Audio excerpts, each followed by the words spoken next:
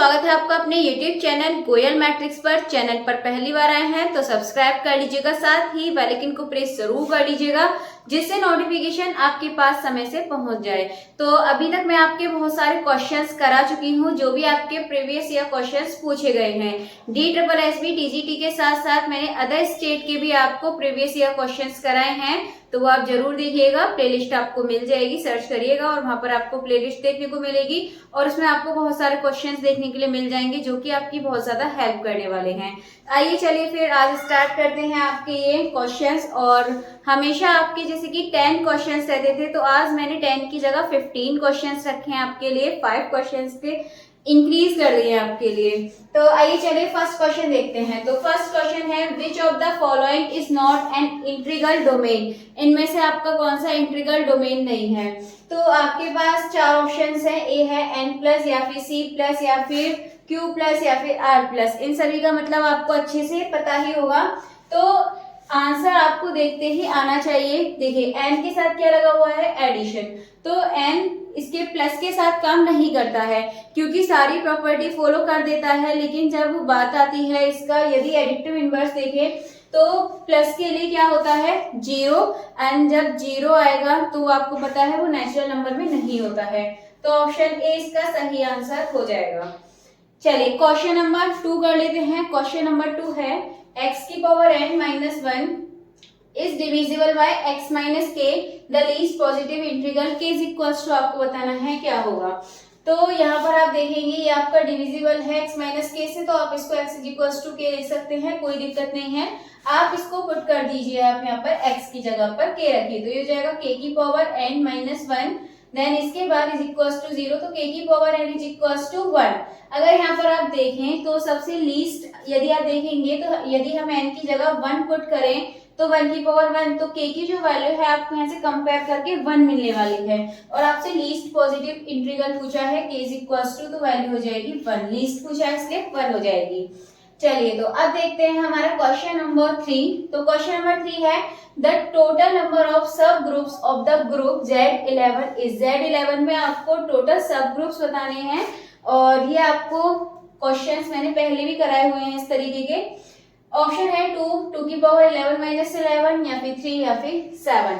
तो इसमें सब ग्रुप निकालने के लिए आप क्या करेंगे, 11 आपका कैसा है, प्राइम नंबर है, और जो प्राइम नंबर के जब आपसे सब ग्रुप पूछे तब आपको क्या करना है, 2 पे आंसर लगा दीजिए, क्योंकि जो 11 होता है यदि आप देखेंगे तो इसमें आपको 1 और 11 दो ही इसके ऐसे मिलने वाले फैक्टर जिनका जीसी, ऑप्शन नंबर ए 2 सही हो जाएगा।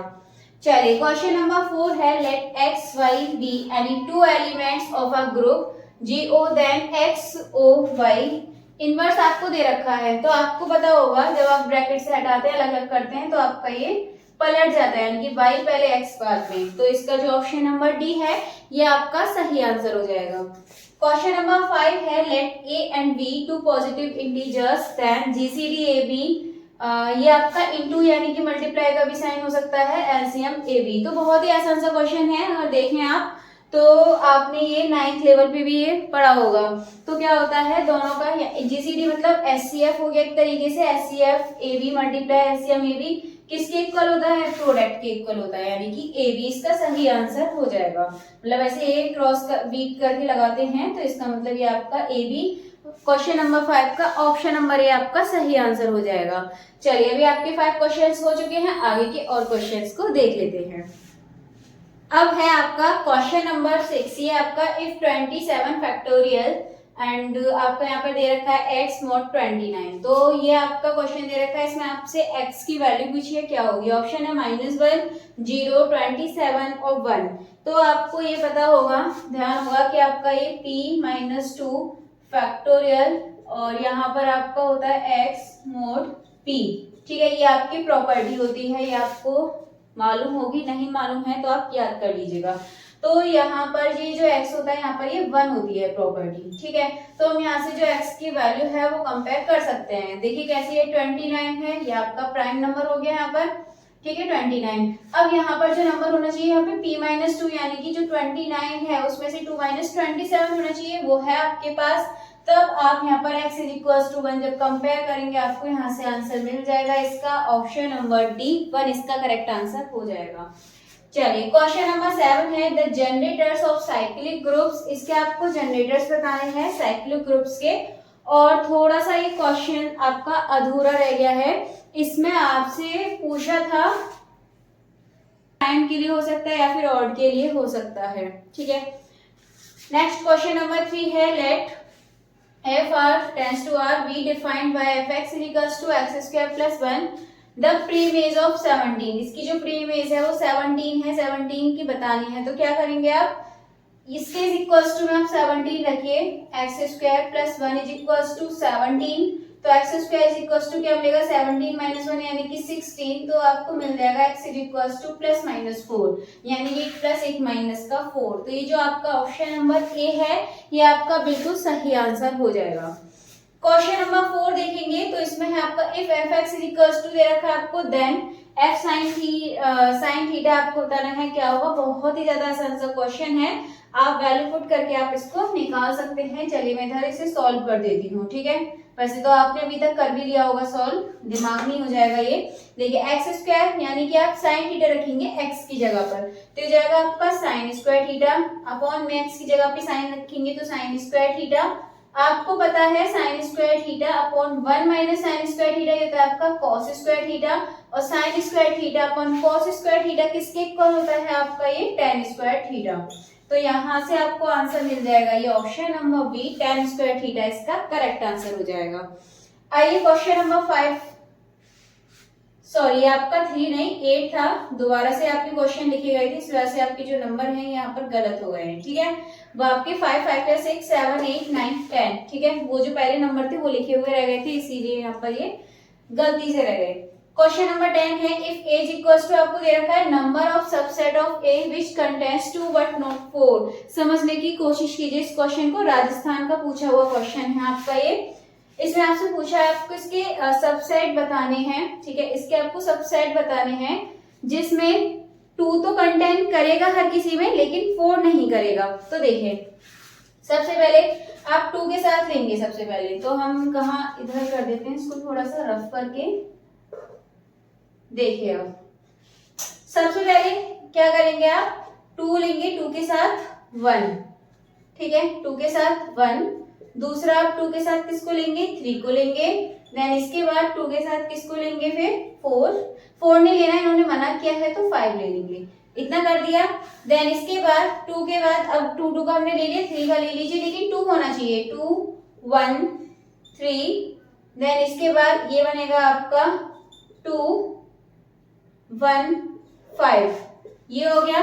देन एक बार बन जाएगा आपका ये 2 और ये आपका 1 के साथ 3 हो गया और 5 हो गया। अब 3 के साथ 5 कर दीजिए, ये बन गया आपका कितने हो गए 1 2 3 4 5 6 हो गए अभी आपके टोटल। और कौन से बनेंगे अभी आपकी ये 2 के साथ ही बनने चाहिए। तो एक बार 4 टर्म में बना देंगे, 3 3 के लिए तो हो गया, 2 के साथ 1 3, 2 के साथ 3 5 हो गया एंड 2 के साथ 5 1 हो गया, ठीक है। 3 5 भी हो गया 5 1 भी हो गया। अब 2 के साथ कर देंगे यहाँ पे 1 3 5, 2 के साथ कर देंगे 1 3 5। देन आपका एक 2 अकेला भी आना था वो रह गया था।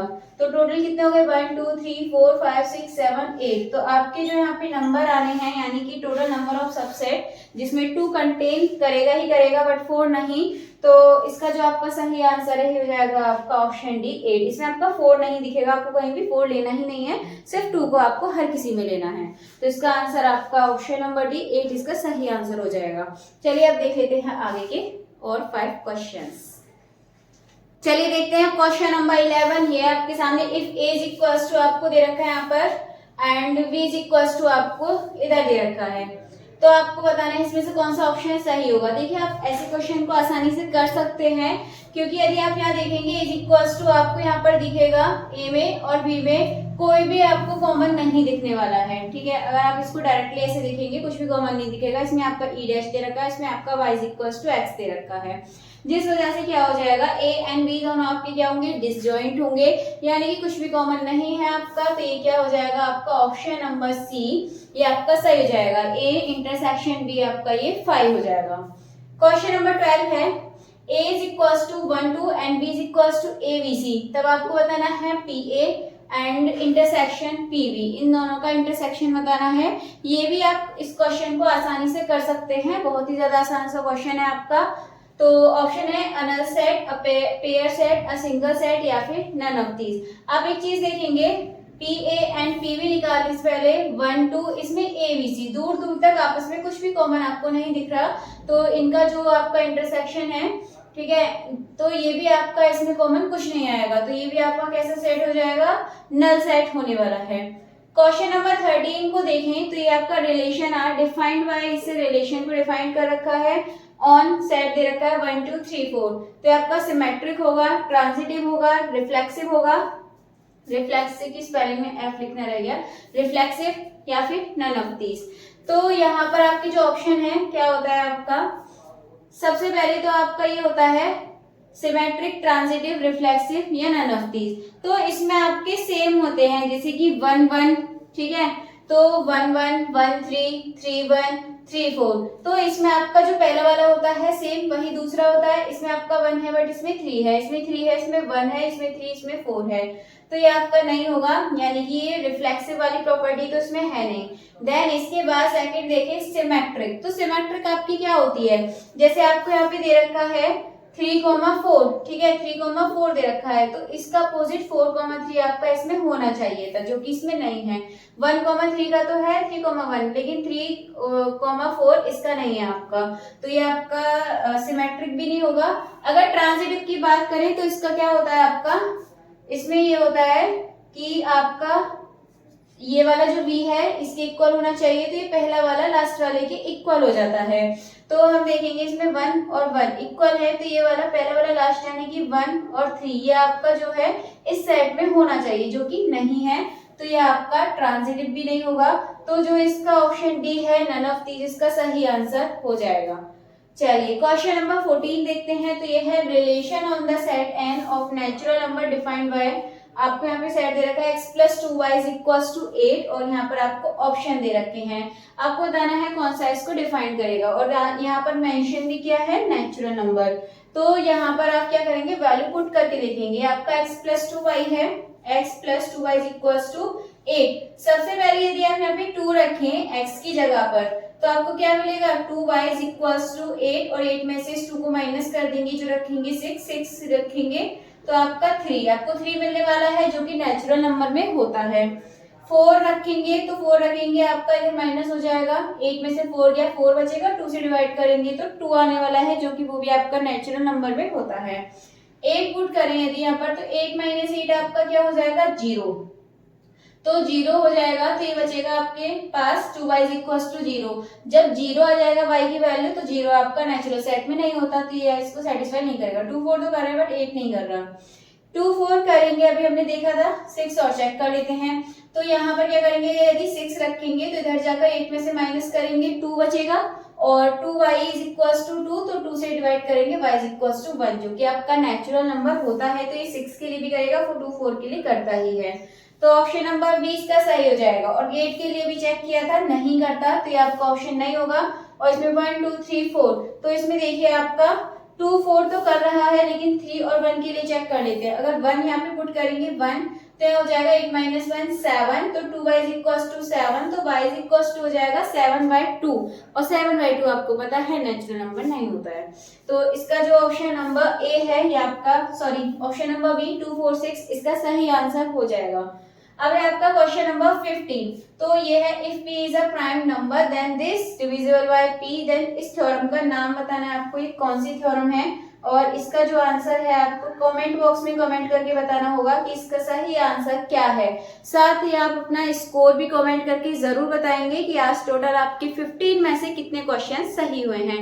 चलिए फिर आज की जो वीडियो थी इसमें आपके लिए इतना ही काफी है, मिलते हैं हमारी नेक्स्ट वीडियो में, तब तक के लिए आप इस वीडियो को ज्यादा से ज्यादा लाइक कमेंट शेयर कर दीजिएगा।